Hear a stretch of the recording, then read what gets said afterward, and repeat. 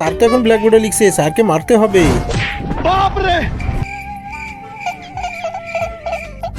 সুমন্তর সু কালে কুত্তার ঘু।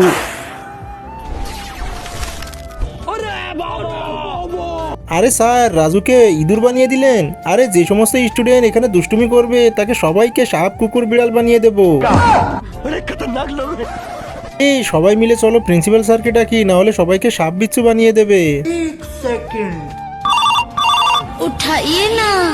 আরে প্রিন্সিপাল স্যার জলদি আসেন, রাজুকে তো ইঁদুর বানিয়ে দিয়েছে অজয় স্যার। আরে জলদি আসেন। আরে কি বলছিস, আমি এক্ষুনি আসছি। আরে সবাই লেখো, 4 দিনে যদি 4টা কুকুর 4 লিটার পানি খায় তাহলে মালিকের ওজন কত হবে?